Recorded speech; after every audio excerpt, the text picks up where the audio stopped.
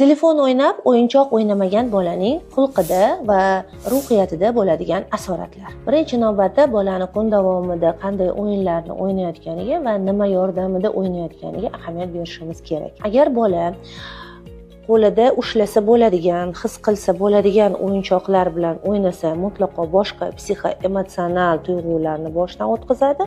Agar bola gadjetlarga qarab, ekranga qarab faqatgina knopkalarni bosish bilan o'yin o'ynasa, mutlaqo boshqa hissiyotlarni boshidan o'tkazadi. Chunki qo'lda ushlab o'ynaladigan o'yinlarning barchasini, ssenariysini bolani o'zi tuzadi. Xohlasa o'ngga haydaydi, xohlasa chapga haydaydi, xohlasa qo'shni bola bilan almashib o'ynaydi, xohlasa birga o'ynaydi. Agar u gadjet orqali o'yin o'ynasa, tayyor yozilgan ssenariy, o'yin qoidalari asosida o'yin o'ynaydi. Bola o'z raqibini yengish jarayonida o'zida kortizol ko'payib borayotganini, adrenalin oshib borayotganini bilmaydi, chunki u bola faqat jarayonda qo'l-oyoqlari qizayotganini, boshi qizayotganini, butun diqqati bilan mana shu o'yinga kirib ketayotganini his qiladi xolos, lekin bu haqida gapirib bera olmaydi.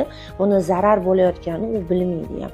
O'yin nihoyasiga yetganda, yutganda bolaga shu quyilib keladigan dopamin, ya'ni men yutdim, g'alaba qozondim degan hissiyotdan bola yana shu o'yinga tashnalikni his qiladi.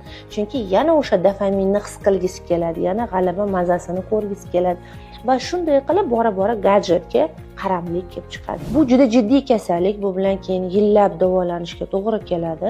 Shuning uchun har bitta ota-ona o'z farzandiga qo'l bilan ushlab, his qilsa bo'ladigan, jamoaviy o'yinlarga ham qo'shilsa bo'ladigan o'yin vositalarini ham, kerakli miqdorda gadjetdagi o'yinlarni ham aralashtirib berish kerak. Ana shunda boladagi psixoemotsional barqarorlik saqlangan bo'ladi. Farzandingiz uchun o'z do'stlari bilan birgalikda maza qilib o'ynaydigan, kasbga yo'naltirilgan o'yinchoqlar qidirayotgan bo'lsangiz, sizga ajoyib bir manzilni qoldiraman.